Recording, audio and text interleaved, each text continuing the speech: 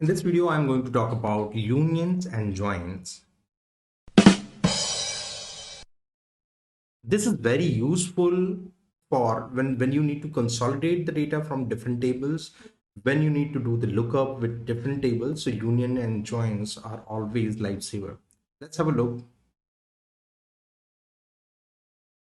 So before I talk about the definition, when I'm talking about union, so just think about table A, which might have values 1, 2, 3, 4, or table B, which will have different values 3, 4, 5, 6.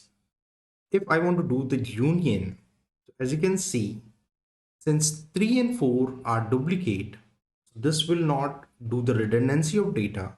This will keep 3 and 4 as a common data, 1, 2 from table A, 5, 6 from table B. That is exactly what union does.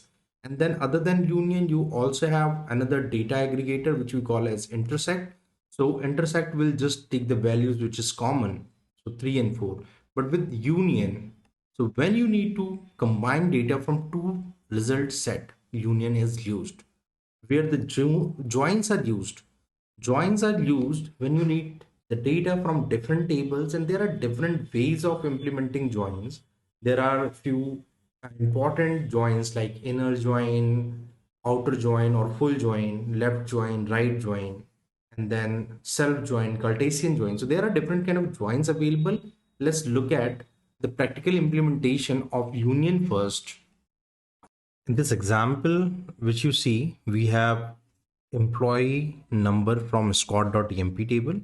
And then I have done union of two different records. And these records are generated with the help from dual table.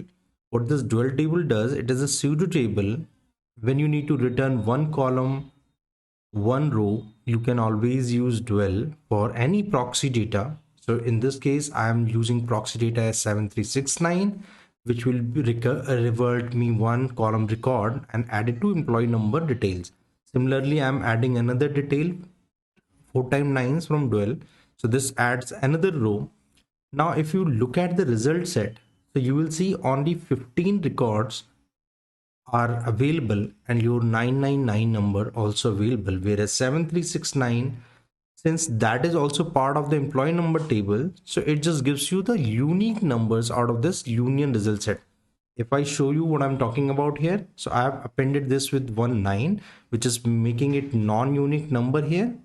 And in this case, if I run it, this will give me 16 records, and you can see these two records which I've added through dual table are also present along with all the records from employee table. So that is what union does. It takes out non-duplicate values from different result set and combined it together before providing the final result set. Other use case that I talked about, when you need to take the data from different table, so you should be able to use joins.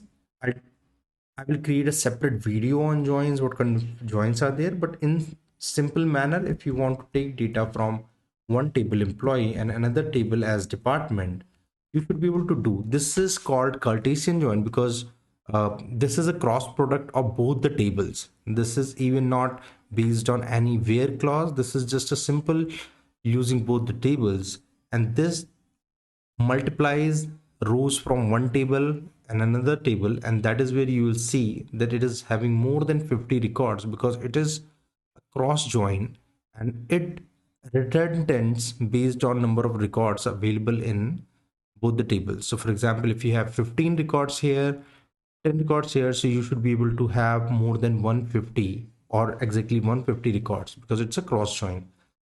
How we can, and you can see that the data from both the tables available. As from department table, you will have department number, name, LOC, location, whereas from employee table you have column employee number to department number here, and all the information is available.